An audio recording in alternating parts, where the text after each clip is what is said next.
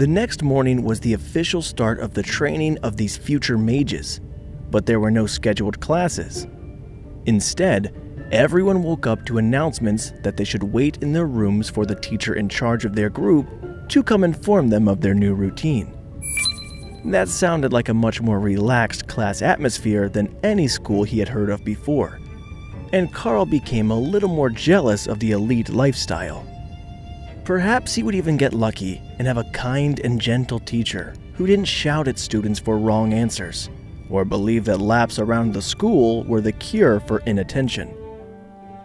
At breakfast, he gathered another roasted chicken for his pet hawk, along with the collection of raw meat, but the beast's consumption had temporarily slowed as the bird had grown overnight. They weren't a large predator by the standards of monstrous beasts, just a deadly one due to their eyesight and attack power. As they grew to maturity, most of them would perfect the knowledge of the rend skill, allowing them to take down much larger prey with a single strike. That might not sound too impressive, given that the full-grown bird only weighed a few kilograms, but when the proficiency reached a high enough level, a monster could actually ambush and kill monsters a rank above its own, using the power of the mastered skill. It wasn't a feat that many beasts could accomplish, and it was entirely a result of the Windspeed Hawk's incredible rate of skill growth. It was well after noon before the teacher showed up to talk to him, and Karl was getting bored with just standing around in the garden and waiting. He had practiced his rend skill until he wore himself out, trying to improve his accuracy and activation speed, and then had a short nap. But he wasn't really sure where to go from here, and none of the information in the bag of textbooks he had received told him anything on that topic. The sharp knock at the door woke him up, and Karl rushed over to open the door for the sharp-featured female soldier that was waiting outside. Good afternoon, Karl. I am your combat skills professor. You may call me Sergeant Rita. In addition to teaching you martial arts and essential skills for the elites, I will be your personal guidance professor. The Academy has determined that your class is too different from the other warriors for the standard class schedule to be useful outside the daily battle training courses. So, we will be working together for the time being. Did you have the space here to take lessons, or would you like to move to a classroom? He had almost gotten his wish. Rita certainly wasn't ugly, but her nature was about as far from kind and gentle as was possible, and laps around the academy didn't seem like they would be outside her list of preferred teaching methods. There is a spot on the patio that should be suitable. Please, come in, Sergeant.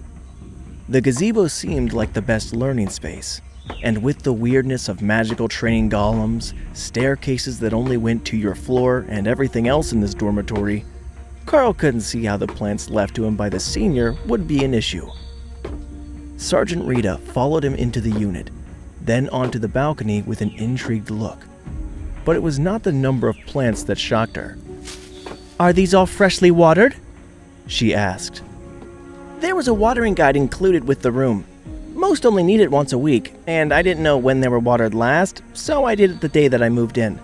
They seemed fairly dry, but everything is still in good condition. Karl replied with a shrug as he walked to the gazebo. This is a nice unit, very outdoorsy. I'm not sure if it will rain on the patio with the magic that's in effect, but other than that, you lucked out. Now, I need to know everything that you know about your powers, so that we can start a proper training plan. How are the physical improvements? How has the power of your skill adjusted with a single day's practice? And are there any other hints as to what you can do with it? I won't lie to you, the classes that can send a golem or magical construct into battle for them are in much higher demand than any of the others, except the mages who can use unique spells. But with a ranged attack from the start, you're not in a terrible spot. The sergeant informed him very sincerely. Her honesty startled Karl, and it felt like she genuinely had his best interest in mind as a guidance counselor. Hiding too many things from her wouldn't do him any good, So Karl decided that it would be best to just put everything out in the open for her to understand. Maybe she would know how to help him and Hawk grow. Karl focused and brought out Hawk from his beast taming space. We should start here. This is Hawk, and my skill awakened him from an egg in the kitchen. It allows him to live somewhat comfortably in a space inside my mind, and our thoughts are linked. Once I contracted with him, I gained the ability to use Rend, the same attack skill that all Windspeed Hawks have, and my senses gained an incredible improvement. Sergeant Rita stared at the tiny bird for a few seconds, trying to process the information that she had received. So, your ability lets you contract with monsters and what? Use their abilities?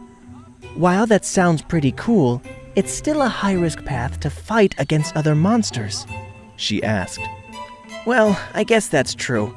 But we both know what the other is thinking, so with a bit of training, I shouldn't have to fight alone. I'll have Hawk with me, Karl offered. Sergeant Rita smiled. How about we see if we can't find you another beast cub? If you can get something that's a better fighter than the Windspeed Hawk, you might have a real chance to become one of the more powerful elites. Hawk squawked in indignation at the suggestion that he would be replaced right after being born. Does this woman have no shame, looking down on the Windspeed Hawk? Fully grown, I am sure that I can make it to the commander rank, and she's just an ascendant warrior. Give it a month, and I'll bet I could beat her up. Hawk's mental communication was accompanied by audible screeching when he was outside like this, and the sergeant smirked at the irate fledgling. What is he saying? She asked. He says that when he grows up, he will be a commander, and you'll still be ascendant. Karl gave her the abridged version. The sergeant glared at Karl, who raised his hands in defeat. You asked and he said it. I'm just the translator here. So, it really is intelligent enough for coherent thought at that stage. Interesting. I know it's the first day, but we should go to the training grounds to see what you two can do when working together, the sergeant remarked. Hey, amazing viewers, it's Karl here. Thanks for sticking with us. By the time of the release of this video, only 13% of our viewers have joined the party by subscribing, and 87% of you might miss out on our next mind-blowing video. So, what are you waiting for? Hit that subscribe button and join the exclusive club.